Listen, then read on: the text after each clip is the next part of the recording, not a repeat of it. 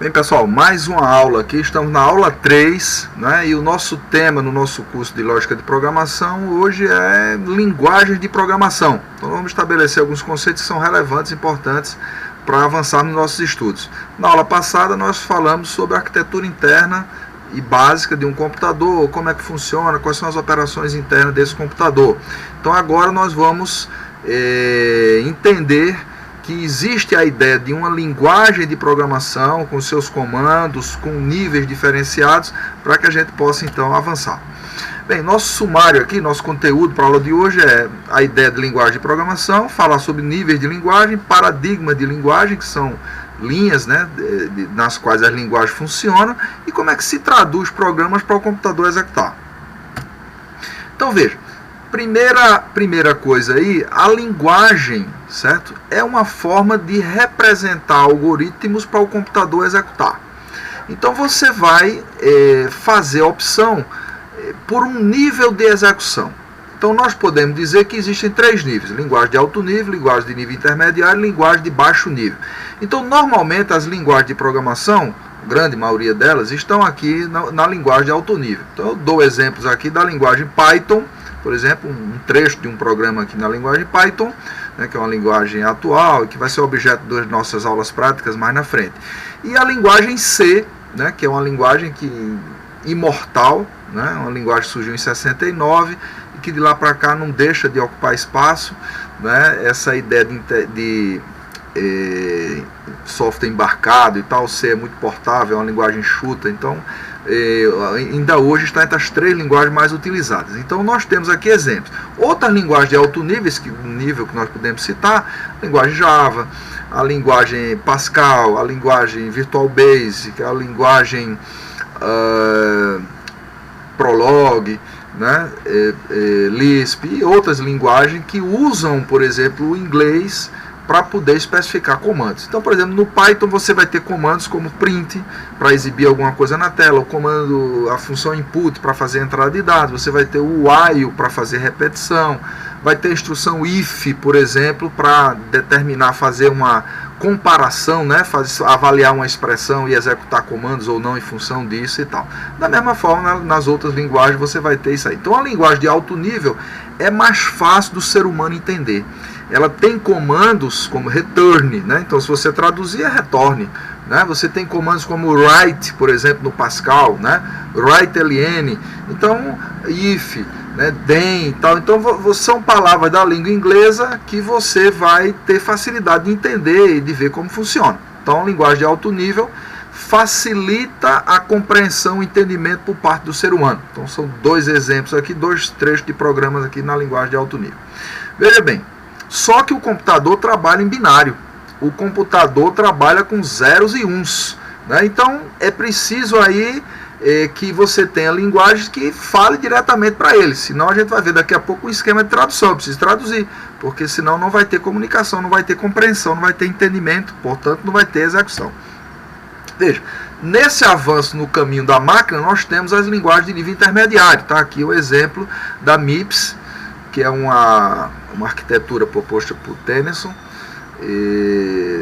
que seria uma linguagem intermediária, né? Um assembly, uma linguagem de montagem. Então a mesma coisa que a gente fez no código aqui anterior, né? Trocando o valor de dois valores aqui de 2 variáveis, a gente está fazendo aqui nessa mesma coisa. Agora observe, já ficou mais difícil. Você tem um ed aqui, um mule, sw e tal, quer dizer, você já tem dificuldade de entender o que é que está acontecendo aqui. Por quê? Porque são códigos mnemônicos aqui que querem dizer alguma coisa, alguns deles dão a entender o que significa e a maioria não. Então já está caminhando para uma codificação mais no nível da máquina, então de nível intermediário. Então no processo de tradução são linguagens auxiliares para traduzir para a linguagem de máquina.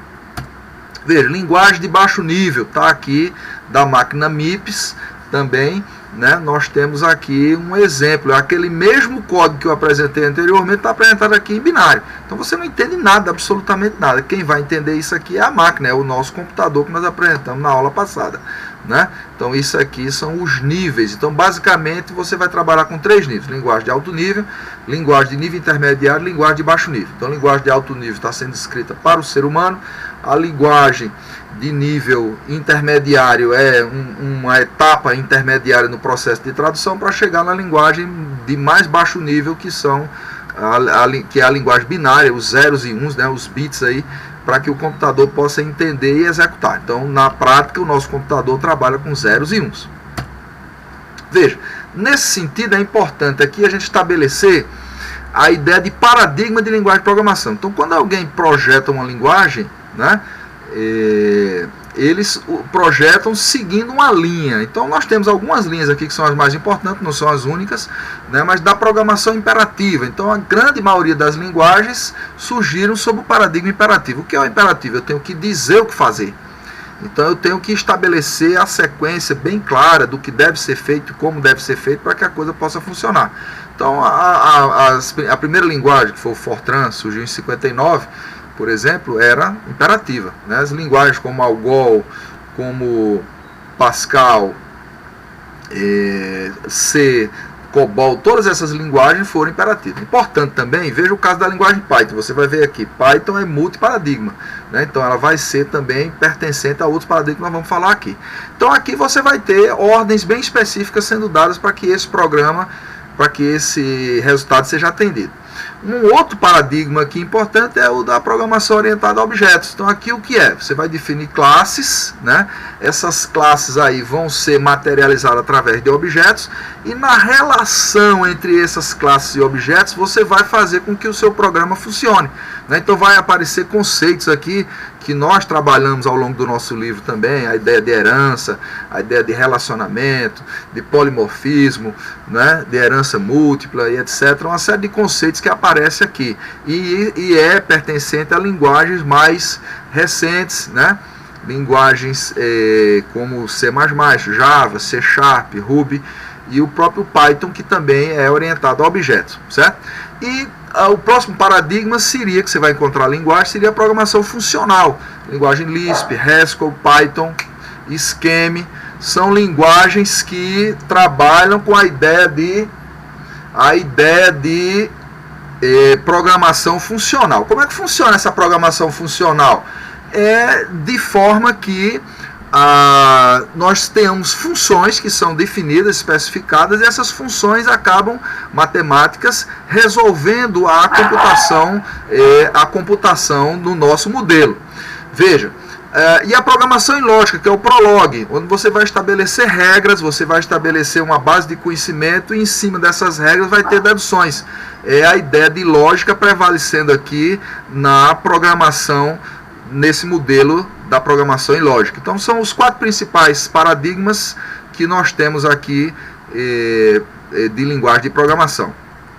Veja, esses programas, como nós mostramos, eles são escritos em alto nível e eles precisam ser levados para o baixo nível, ser traduzidos para binários que os computadores operam. Então aqui nós temos linguagens interpretadas. O que é uma linguagem ser interpretada? Você tem um programa. Esse programa, esse algoritmo aqui que foi traduzido num programa, uma sequência de ordem de instruções aqui, ó, uma instrução 1, instrução 2, comando N, né? E esse programa tradutor, que é o interpretador, ele vai traduzir passo a passo, instrução a instrução. Então ele não analisa a próxima enquanto ele não analisou e executou essa. Se tiver um erro na instrução número 1, ele não vai executar mais, vai parar e você precisa consertar para voltar. E ele só executa aqui na unidade central de processamento instrução por instrução. Após essa instrução ser executada, ele vai buscar a próxima, que é a segunda, e assim vai. Quando termina a execução, não existe uma tradução definitiva guardada. Então isso é importante dizer. No processo de interpretação, o seu programa não gera uma tradução definitiva. Toda vez que eu quiser executar no modelo interpretado, eu vou ter que traduzir instrução por instrução, traduzir a primeira, executei, traduzir, executei, traduzir, executei, e assim vai sendo executado. Mas olha, se a interpretação também é mais lenta, né?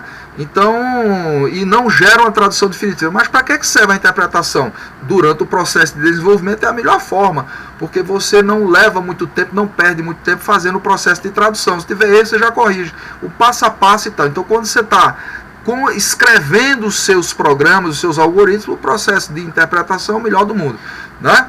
Tá certo? Então, as principais, algumas linguagens importantes nesse modelo de interpretação, o Python, a Lua, o Perl, o PHP, o Basic. Importante dizer que algumas linguagens que são predominantemente interpretadas podem ser também compiladas, né? Então, que é o próximo modelo de tradução. O que é a compilação? A compilação, que é o modelo, por exemplo, predominante em C, em COBOL, em C Sharp, em C++, em Fortran, né? Gera uma tradução definitiva. Então ele pega esse programa de alto nível, passa por um processo de tradução, escreve numa linguagem intermediária, né, uma linguagem de médio nível, depois é um programa montador, link editor, que incorpora a rotina do sistema operacional e gera então uma tradução binária de baixo nível, que pode ser executada independentemente do programa original do fonte. Só que aqui esse processo de compilação, ele às vezes é lento. Se o seu programa for grande, vai levar muito tempo, você vai ficar entediado esperando. Então aqui você basicamente usa a compilação quando você tem o código final e definitivo que você vai colocar em processo de produção e execução. Tá? Então muito importante isso aqui. Veja, a compilação é cerca de 10 a 100 vezes mais rápida do que a interpretação. Então isso é um dado importante, porque o CBesta, por exemplo, 2016, registra isso, né? Então, conceitos de linguagem de programação registra esse ponto aí. Então, a compilação. E por fim, nós temos um modelo intermediário, que a Java é que trouxe essa ideia, né? Que é a ideia de bytecode, e que aí você vai ter um tradutor, um Java compilador aí, que pega o código fonte e que gera um bytecode que vai ser executado nessas máquinas virtuais Java aqui, que elas são diferenciadas para cada plataforma.